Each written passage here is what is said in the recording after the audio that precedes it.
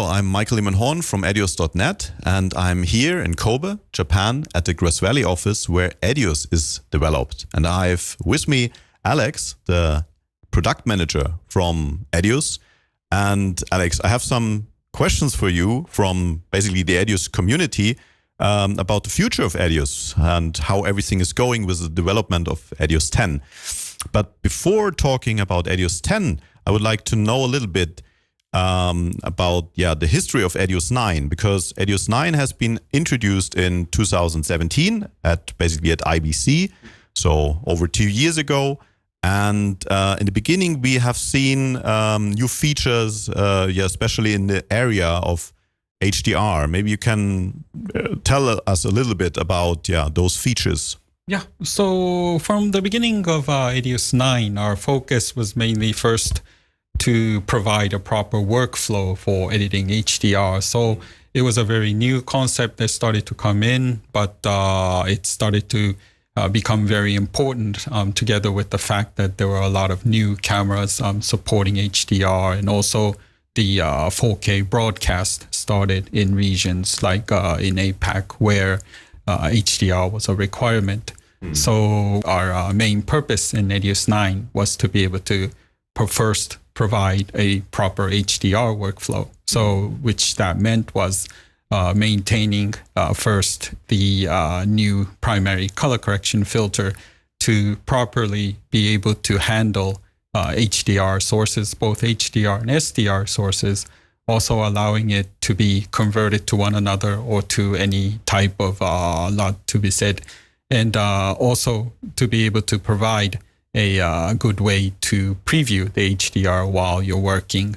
That's including the monitor that you see on the screen and also the external monitors. So being able to export HDR properly as a file and also through SDI was also a big aspect of when we started version 9.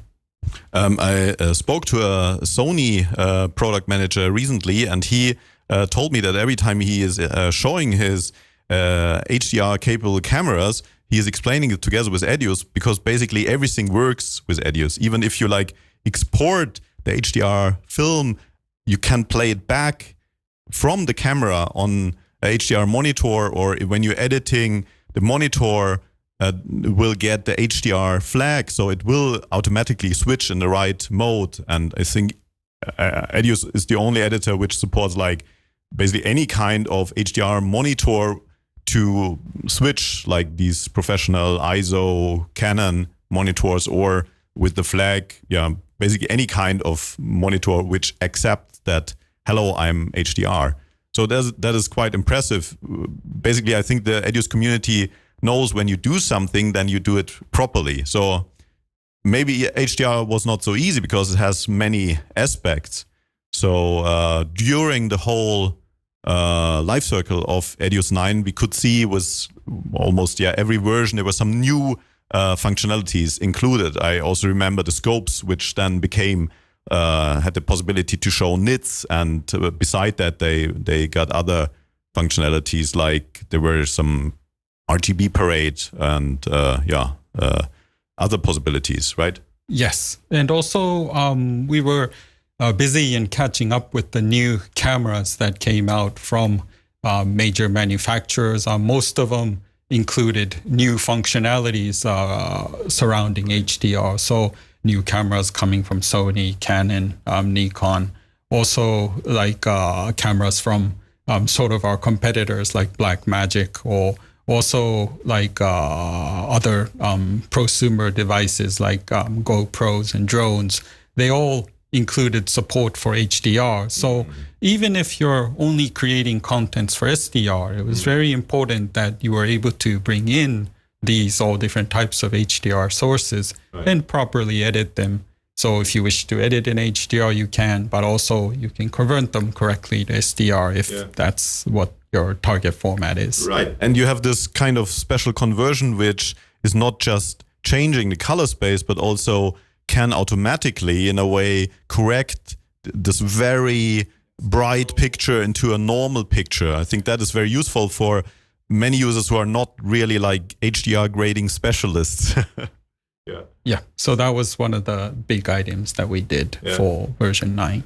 And in regards to format supports, it's maybe the other very big thing, or maybe it's even the biggest thing in EDIUS 9, that you practical support now any kind of format which is in the market. I mean, even the very special ones, like all these different kinds of raw formats. And I think you can say right now, EDIUS is the only editor in the market which supports them all. Well, I wouldn't, how do you say, declare ourselves as the best, but we try to keep up with the latest cameras that come out. And also, yes, we were able to introduce also some new format support, such as ProRes export, which was another big item for us when we supported that last time. So yeah, and we are continuing to keep up with the new cameras that are continuing to come. Well, I guess, well, you're Japanese, so you're a bit shy saying that, but I mean, there is no other editor in the market who supports right now ProRes RAW and Blackmagic RAW, for example. Very easy, and those two formats have been very popular just in last year. Yeah, so in many cases, even when people just want to try a new camera and they want to see what the camera does, well, EDIUS is full of help, because it's not only importing the format, it also can like transcode, or not even transcode, it can just move the colors where you want them to be, because you switch the project setting and automatically with a primary color correction, the format is recognized and changed. So that is pretty good for not being like, EDIUS is not a grading software, but it does practically do all these formats. So. Yeah, it is our key feature, and also we try to keep up with, so to say, the reputation. Yes. Yeah. Okay. Yeah. Then you mentioned ProRes, and that is it's the real Apple ProRes support which is in, and it's even also what other editors can't do. It's allowing to export with alpha. Many people don't know that, but I mean, you can do an animation in EDIUS with using objects, and they are flying around, and behind the video is just nothing. And if you export that, it still is nothing there. So when you import it again, then you can overlay it. So you can do animations, use then like animated lower thirds, something like that. Very easily, and EDIUS can do that, and even export that, for example, in ProRes 444 with alpha. Yes, that's been one of the reasons we supported added support for ProRes 444 at the later release. Yes. Yeah, and talking about like Apple formats, even QuickTime formats, which has been in a way outdated because there were these security things with QuickTime Player.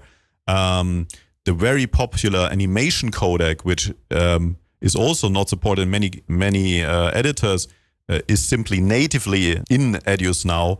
And I think that is high value, especially for those customers who in the past bought assets which they can use for animation, and then suddenly Apple said, no, you're not allowed anymore, we are not like fixing bugs for Windows 10. That has been a big issue, but you brought all these formats back in. So. Yes, so that's also one of the things we continue to work on. And at one time, after removing QuickTime, we had required a couple of releases to catch up with the missing format, so to say. But I believe we're now mostly caught up, and we have the support that we did compared to before removing QuickTime. Yeah, and also, again, compared to others who simply didn't do that and said, well, it's Apple's fault if they removed that functionality, but you just replaced it with your own technology.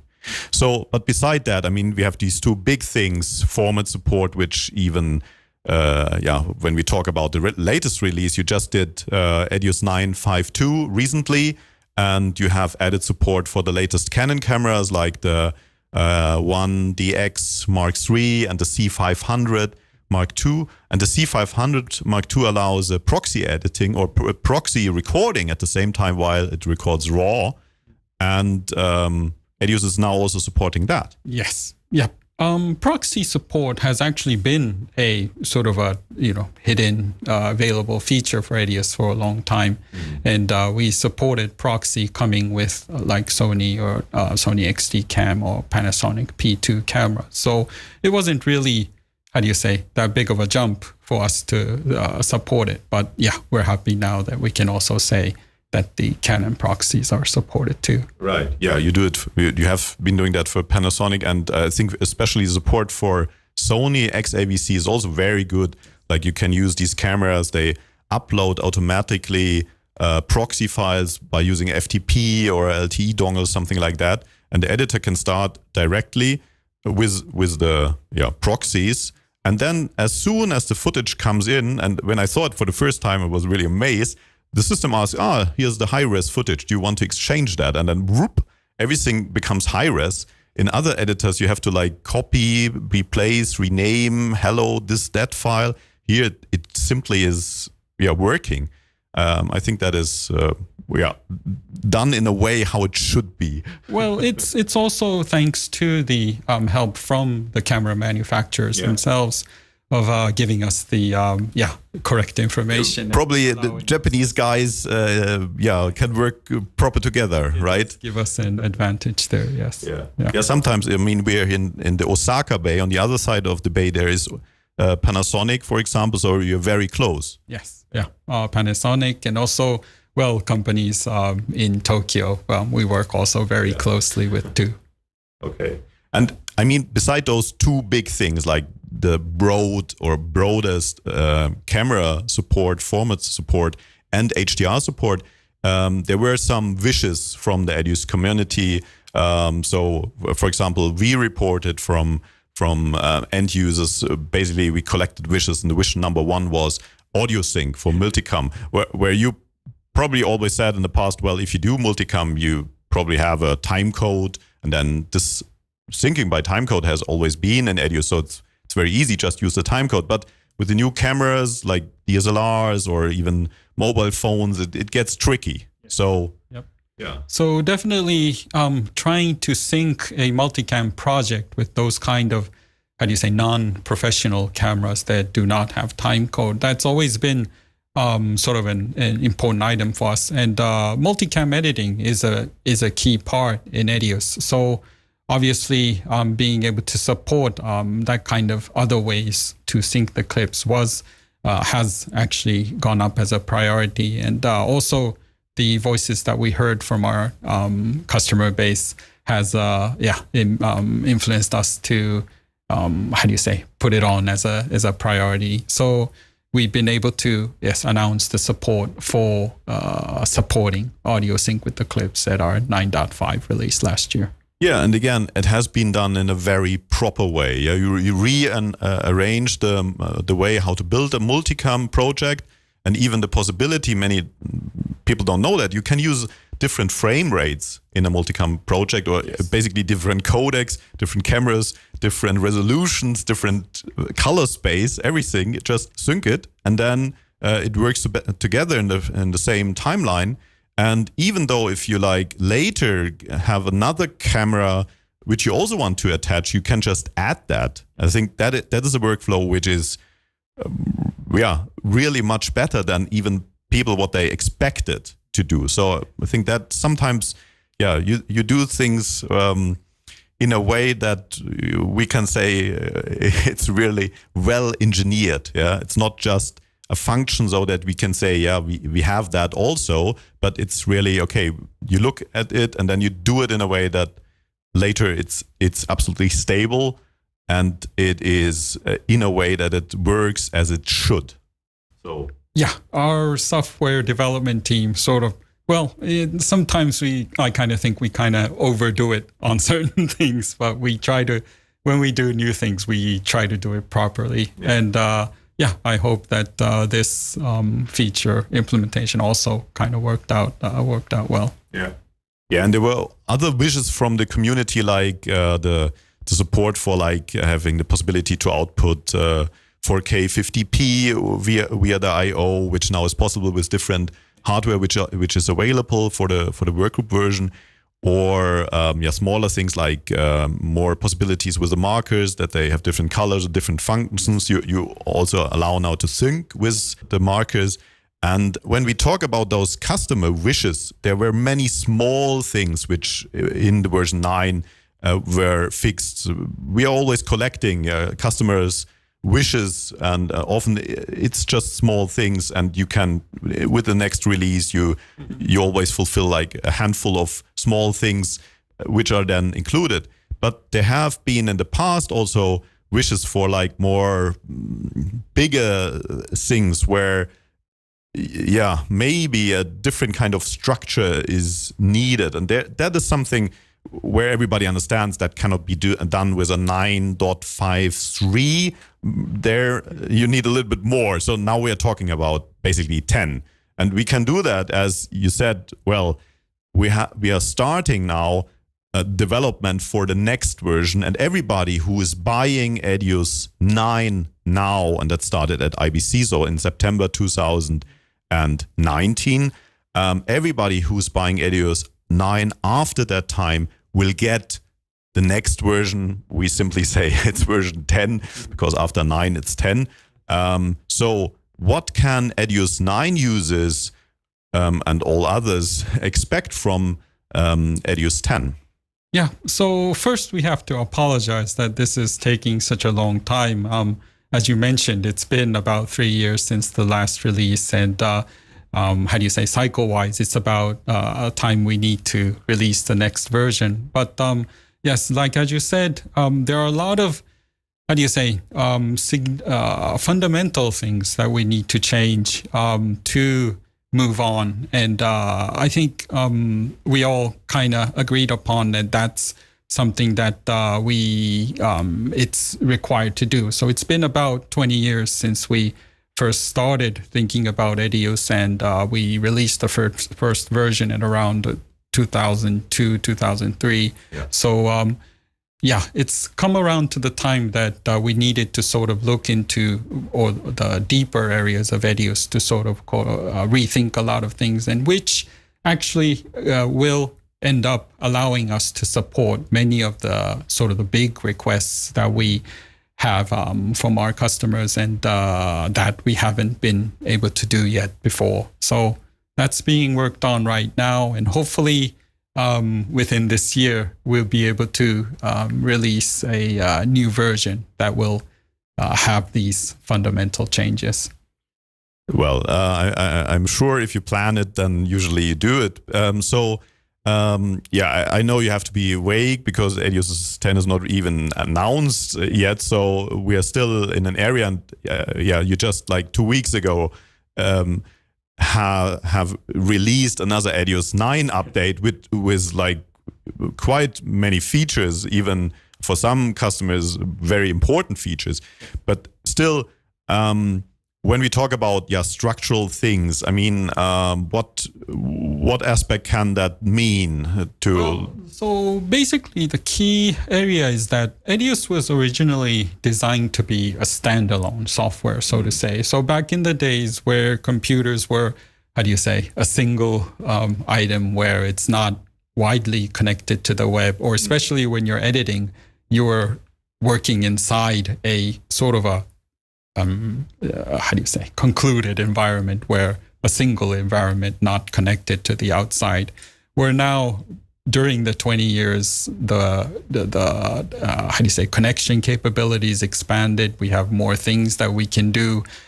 Even on the cloud, we have much more smaller machines which have powerful CPUs and processing capabilities. All these new aspects came in that helped us to sort of think about a new design of where a EDIUS can become more of a combination of various components, like a source database and a source and various types of modules like the editor or the transcoder or the browser, which actually we already have as a product, such as Mink or XRE transcoder already. But by providing these items and also redesigning the EDIUS core to become more of a sort of a database structure will allow us to provide a much more sort of a wider variation of solutions that we can provide to our customers. So I'm speaking in a little bit vague term, but I think though at the end, I don't want people to worry that we're not going to suddenly, provide EDIUS as a service, or we're not going to change how we provide EDIUS to the customer. We will continue with the next version to provide EDIUS as a standalone software, but also at the same time, more broader capabilities and functionalities to the customers, where it allows people to work together more easier, or utilize other machines or other systems that are available as resource. Okay. Yeah, maybe if you can't say too much, my ideas about that, and that, of course, we are collecting wishes, and we see that the what could be possible when you're speaking, like you have the transcoder engine and the editor separated, then things like background rendering would suddenly be possible, or even many people are very interested in these systems which have like many cores or powerful GPUs, and by putting things in different like processes, you can use the power of a system much more intense, because some calculations don't allow to use like everything at the same time, but splitting it up will bring more power, not even if you're working in a work group, so with many people just on one system and with your one editor, you even will have more power. I think that is something that is the request we often get from customers in different aspects, but I think it's a structural thing, and that you're now working on that sounds very good. So I guess we will see something very nice. Speaking of that, we are here in the front of the Grass Valley logo. Everybody knows the Grass Valley logo. Right now, it still has something below the logo, because the owner of Grass Valley used to be Belden. And now there has been some change, because the company Black Dragon, they are now buying Grass Valley from Belden. Yes. And there have been rumors that is very critical or something. I personally see that is not the first time Grass Valley gets a new owner. We have had plenty, even in the time under EDIUS has been developed. So I don't see big problems, especially it's not a merger where everything changed and you get new people in, and so it's just a new owner. But maybe you can tell us a little bit about your perspective to getting a new owner. Well, so what we like to emphasize is EDIUS is going to be EDIUS. And as you mentioned, so we've already been through several ownerships, and we just, kept doing what we did with EDIUS. And the things that we have been doing, like focusing on software, trying to expand to the cloud, all the things that we're doing, we feel it is, synchronizing with what we hear from our new ownership. And also, for some people who may know, our new owners are very, knowledgeable about our market, which is the editing, broadcast editing, professional editing market. They have had experience in the past of owning other companies that are strong in the market. So we feel that we finally have a new owner that would understand sort of our target market, and that will allow us to also focus more on what we are doing, and also get help on. Let it say me in my words. I mean, the difference between somebody who has been working for a company in the past, who is providing editing software, knows probably much more about the business and also the value of your group doing EDIUS than a company selling cables. Sorry about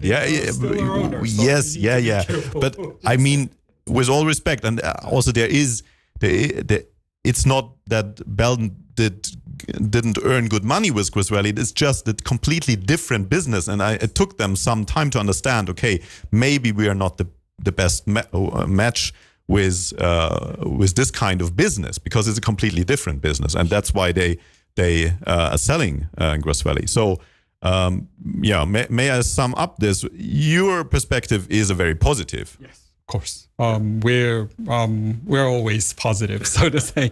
We continue to do what we do. EDIUS, thanks to all our users and customer base, we're still standing strong, and we like to continue what we do right now and to expand, more functionalities and more features to our customer base. Sounds great. Maybe just the last word about, you said it before, how is EDIUS being sold in the future? There were some rumors that people say, this is now going all into the cloud and subscription and so on. But what will happen, with EDIUS 10? Is EDIUS 10 subscription only in the future, or?